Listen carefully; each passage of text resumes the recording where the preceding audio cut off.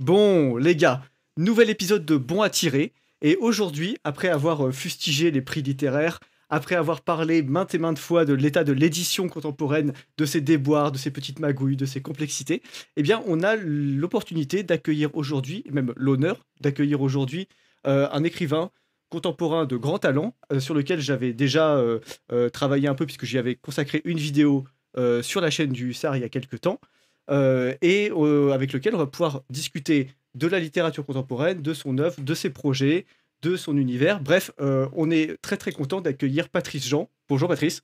Bonjour, bonjour le Hussard, Bah, c'est un plaisir en tout cas. bonjour Moss. Et Mos, comment tu vas? Eh ben, ça va très bien. Moi, je suis aussi très content de redécouvrir les nouveaux textes de Patrice Jean, parce que c'est vrai que j'avais lu certains de ses livres il y a déjà quelques années et j'avais eu l'occasion de faire une petite discussion avec lui. Et ça m'a fait plaisir en fait d'ouvrir Kafka au Candy Shop, et donc je pense qu'on va en parler. Et vraiment, c'est toujours un bon moment quand je lis l'un de tes textes, Patrice, surtout parce que Bah, c'est merci. frais, ça sort un peu de ce qu'on a l'habitude d'entendre en ce moment. Et c'est à la fois irrévérencieux par certains aspects, parce qu'on se moque d'une certaine doxa et tout ça. Et puis en même temps, ça reste très très bien écrit. Et il y a un très bon mariage entre une sorte de classicisme dans le style d'écriture et une irrévérence dans le fond, et une subversivité finalement dans le propos. Donc tout ça pour dire que je suis très content de faire cette discussion à 3. Et toi, Donc Louis, tu es ça va? hypé. Oui, Ouais, oui, ça je va, suis ça va. hypé, voilà, tu peux le Tu es dire. hypé. C'est la question traditionnelle en début de podcast. Est-ce que tu es hypé? Bah écoute, je suis ravi de voir ça. Bah, c'est vrai que moi aussi, je suis très très content de pouvoir discuter avec Patrice parce que honnêtement, c'est vrai que bah, tu as très très bien résumé le truc. Tu m'as un peu coupé l'herbe sous le pied en résumant aussi bien les choses, puisque c'est vrai on a ici un écrivain qui synthétise tout un héritage littéraire, notamment français, européen, etc., avec quand même une touche moderne, une subversion moderne des sujets contemporains, des enjeux contemporains, des dérives ou des délires contemporains. Enfin bon, bref, on aura, je pense, l'occasion de reparler. Et on aura aussi l'occasion, je pense, de parler un peu de l'édition contemporaine ou de l'état de ce milieu, parce qu'il y a beaucoup, beaucoup de gens qui ont notamment remarqué que Patrice, tu avais publié un roman chez Gallimard et qu'ensuite la suite n'était pas chez Gallimard et Ouais. qui m'ont abreuvé de théories sur ce sujet. Ah, Donc peut-être que ce sera l'occasion d'en dire un mot. oui, oui, bah, on peut, on peut. J'avais publié deux romans chez Gallimard. Oui, c'est ça, Ouais, exactement, ouais, ouais. exactement. Ok.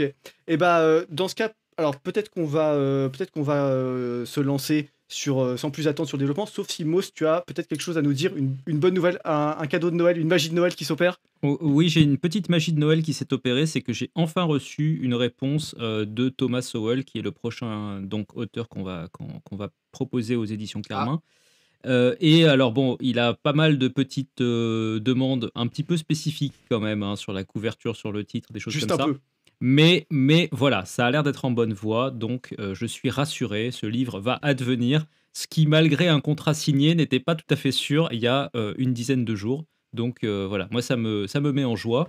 Et puis j'en profite du coup pour rappeler aux gens, parce qu'on arrive à la fin de la période, on va dire, de Noël, ou en tout cas de la préparation de Noël pour les gens qui nous écoutent. Bah, précipitez-vous si vous voulez encore acheter avant que ça soit trop tard, parce qu'il va nous falloir une dizaine de jours pour que vos colis soient préparés, envoyés. Donc c'est le moment ou jamais si vous voulez mettre quelque chose sous le sapin. Je n'aurais pas dit mieux parce que c'est exactement la même situation à la Giberne, avec les deux tomes de l'Hydre qui sont toujours disponibles, avec tout le reste du catalogue aussi. Si vous voulez vous faire plaisir ou faire plaisir, bah, c'est le moment de passer sur le site et de vous régaler. On offre les frais de port jusqu'au 10 décembre. Au-delà, bah, voilà, c'est vous qui devrez payer plein pot. Donc dépêchez-vous. Voilà, courez très très vite. Et puis, puisqu'on a le plaisir de recevoir Patrice aujourd'hui, peut-être que Patrice, tu as envie de nous dire quelques mots sur des actualités littéraires, des projets en cours, des publications diverses et variées. bah, là, je publie ma correspondance avec un écrivain qui s'appelle Bruno Lafourcade, qui s'appelle Les Mauvais Fils, dans une petite maison d'édition, La Mouette de Minerve. La correspondance, on ne la trouve pas forcément en librairie. C'est une maison d'édition qui fonctionne par Internet, donc sur les différents sites de vente. Et je pense que, alors c'est un peu difficile pour moi d'en parler parce que je suis juge et partie, mais je pense que c'est pas si mal, quoi.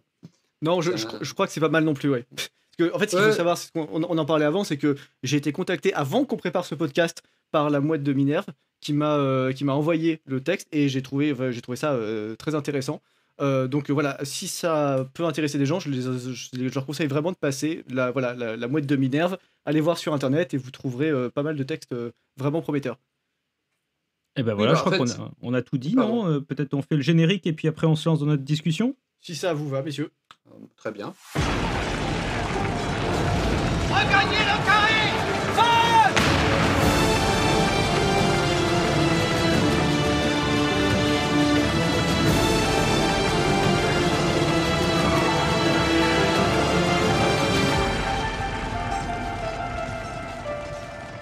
Bon alors, après ce générique de grande qualité, est-ce que, je sais pas par où on peut vraiment aborder le sujet. Il y a vraiment beaucoup, beaucoup de choses à dire. Peut-être la première question qu'on pourrait poser à un invité tel que vous, c'est peut-être la question des influences littéraires. Je sais que vous êtes un grand fan de Baudelaire, que vous êtes un grand fan de Flaubert, que vous êtes un grand fan de Pascal. Est-ce que j'en oublie peut-être ou est-ce qu'il y a déjà peut-être des choses à dire là-dessus? Ah, là, oui, il y en a beaucoup d'autres que c'est quelques-uns, mais Flaubert, oui, bah, comment dire, c'est pour moi le plus important des romanciers, enfin, dans ma façon de concevoir le roman, parce il l'a porté, la littérature, dans un sens quasi mystique, hein. Il considérait le roman comme presque un remplacement de la religion. Donc, je pense que tous les romanciers doivent quelque chose à Flaubert. Baudelaire, oui, sa théorie du mal, sa pensée, et puis Pascal, enfin, tous ces auteurs-là m'ont énormément marqué. Euh, alors, c'est difficile de savoir comment, parce que c'est à force de les lire, je pense que leur pensée finit par s'infiltrer en nous, comment dire, c'est un dialogue permanent avec eux pour moi. Je Hmm. parle tout le temps, je sais pas que je suis fou, hein, mais je parle tout le temps, je parle tout le temps à Baudelaire, à Flaubert, à Pascal, à Montaigne, à Pessoa, à Léopardi, à Gombrowicz, etc. Donc tous ces gens-là m'accompagnent depuis que j'ai découvert la littérature enfin, la littérature au sens fort du terme vers 19-20 Hmm. ans. Et je, ils me nourrissent et je pense que tous les lecteurs, et vous aussi, vous êtes nourris comme ça par des auteurs qui, finalement, et là, maintenant que j'ai un peu vieilli, je m'aperçois qu'ils m'ont accompagné toute la vie, en fait. Oui, c'est très très juste. Mais ce que vous avez dit là est vraiment intéressant. Ça me rappelle, j'avais un ami quand j'étais en prépa littéraire qui disait, en fait, en prépa, on se fait plein d'amis, mais on se fait aussi des amis qui sont morts il y a 200 ans. Et c'est Ça, vrai ouais. qu'on se retrouve à discuter. Alors là, vous avez parlé de Flaubert. Je sens que chez Flaubert, il y a à la fois un amour du style et peut-être un amour disons, de l'ironie ou de l'humour flaubertien qui se retrouve dans certains de vos textes. Et puis, parfois, on se retrouve effectivement à échanger avec des morts célèbres d'il y a 300, 400 ans parfois. Ça, c'est le privilège de la littérature, c'est cette espèce de proximité avec des âmes qui se sont envolées il y a longtemps. Moss, est-ce que toi, en tant que, en tant que scientifique de formation, tu nous jalouses? Il y a des scientifiques, qui sont très vieux aussi. Enfin, je veux dire, Ouais. tu peux Mais est-ce aussi que tu te parles avec Newton? Est-ce que tu parles avec Newton et avec Einstein? On ne sait pas, tu non, vois. pas trop, parce que Newton a écrit la plupart de ses travaux en latin et si tu veux, ça fait une barrière d'entrée qui est quand même significative pour la plupart des gens, moi compris. Donc non, pas tellement. Moi, je me posais plutôt la question parce qu'en fait, on entend beaucoup une sorte de discours un peu décliniste, notamment à droite, sur le fait que la culture française, ça serait, complètement dissolue, voire, sabordée et suicidée. Est-ce que, il y a quand même, dans vos inspirations des auteurs plus contemporains ou des gens qui sont, vivants même, enfin, là, on a cité tout à l'heure un un échange que vous avez eu avec un autre, écrivain, mais, vous avez des noms à nous conseiller potentiellement de bons Oui, auteurs? moi je pense que la littérature, dans la littérature d'aujourd'hui, il y a quand même des écrivains sont passionnants, et que j'aime beaucoup et que je lis. Euh, Là, je citais des classiques parce que, ou des gens dans les siècles passés, mais je pense il faut lier les deux, c'est-à-dire à la fois lire les grands auteurs des siècles passés et puis lire nos contemporains. Alors évidemment, c'est plus risqué de lire des contemporains puisqu'il n'y a pas eu l'écrémage du temps et peut-être que certains qui sont en pleine lumière auront disparu et seront dans l'obscurité dans 20 ans, dans 30 ans, même beaucoup, hein, je pense que... Et d'ailleurs, je ne sais Et pas si moi je serai encore là dans 30 ans, mais c'est pas... Enfin, j'avais assisté une fois à une conférence d'une essayiste sur les écrivains dans l'entre-deux-guerres. Et je me souviens qu'elle avait dit c'est un grand cimetière. Et de tous ces écrivains qui étaient beaucoup lus dans les années 30, on en retenait une dizaine, quoi. Monterland, Bernanos, Mauriac, etc.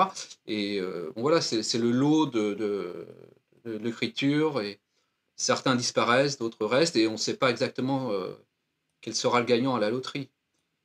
Mais aujourd'hui, alors s'il faut des noms, bah, oui, Bruno Lafourcade, Mathieu Young, qui est un romancier qui a écrit Le Triomphe de Thomasine, qui est un grand roman à mon sens. Qu'est-ce que je pourrais dire d'autre? Bon, Richard Millet, qui a quand même écrit quelques très bons livres. Renaud Camus, qui, bon, certes contestable sur certains points, mais quand même un écrivain important. ouais, c'est ce que Alors j'avais bon, dit dans un épisode sur lui aussi, effectivement. C'est que moi, quand j'ai découvert Renaud Camus comme romancier, je m'attendais vraiment aux espèces de monstres qu'on nous a vendus. Et en fait, c'est un personnage qui est très contestable et qui peut être agaçant parfois et crispant sur beaucoup de points. Et voilà, c'est le moins qu'on puisse dire. En tant que sur ses romans, en tout cas de ce que j'en ai lu, parce qu'il y en a des dizaines, donc j'ai pas tout lu, bien sûr.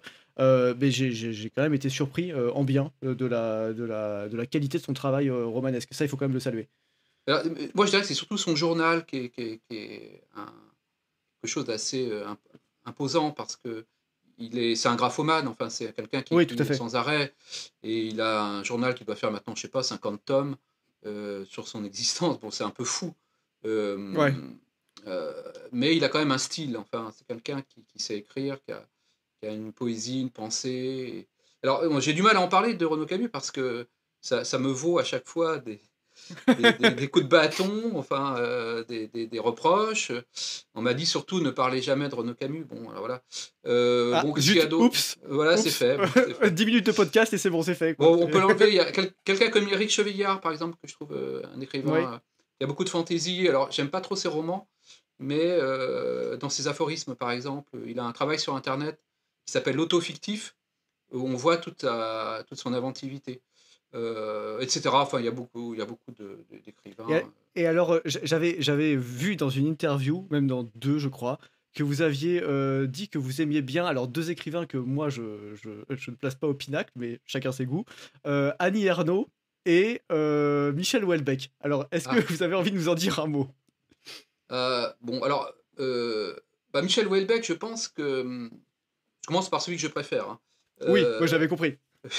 Michel Houellebecq, quand il est apparu en 94 ou 95, il apportait vraiment un ton totalement nouveau. C'est-à-dire qu'il ramenait le réalisme dans la littérature qui avait quand même un peu disparu, mais un réalisme très pessimiste. Et ces trois, quatre premiers romans, moi, m'avaient vraiment marqué de façon vraiment, comment dire, c'était. Je me souviens que l'extension de domaine de la lutte, je l'ai lu. J'habitais au Havre à l'époque et je l'ai lu une première fois et j'ai relu une deuxième fois tout de suite après parce que j'avais l'impression de quelque chose de. Alors là, pour me parler de quelque chose de très frais qui arrivait dans la littérature. J'aime moins ses derniers romans, mais je trouve quand même qu'il a apporté quelque chose à la littérature. Je l'ai rencontré il n'y a pas très longtemps d'ailleurs et il m'a dit qu'il lisait mes romans, donc j'en étais très Ah, content. c'est bien. Et donc, je dirais partout que Michel Houellebecq m'a tout pris. Mais non, non, C'est la moindre des choses. voilà. Et Annie Ernaux, bah, écoutez, il y a un livre d'elle que j'aime bien qui s'appelle Les années, Oui, qui est une c'est son sorte plus connu, de, hein. voilà, ça, une sorte de Je me souviens de Georges Perec. Euh, bon, maintenant, Annie Ernaux ne fait pas partie malgré tout de mes auteurs favoris. Alors, c'est marrant parce que justement, vous avez, on va peut-être parler de votre rapport à l'engagement en littérature, Mais effectivement, est-ce que vous pensez que... Parce que Houellebecq, bon, pour aller vite, les gens le classent à droite. C'est un peu abusif sur pas mal de points, mais allons vite. Ernaud, bon, alors pour le coup, est franchement classé à gauche. Est-ce que vous croyez que ça joue un rôle dans cette appréciation ou non-appréciation que vous avez? Et de là, comment vous l'articulez avec votre vision de l'engagement en littérature? Mon appréciation sur ces écrivains ou de manière globale ou générale? Je dirais, est-ce que vous pensez que la façon dont on les positionne dans le champ politique, pour employer des grands mots, détermine un peu la façon dont vous les jugez, en bien ou en mal? Ah, moi, j'essaie, en tous les cas, de ne pas juger un écrivain selon ses positions politiques. C'est ce que je Oui, dis tout à dans fait. Kafka Candy Shop.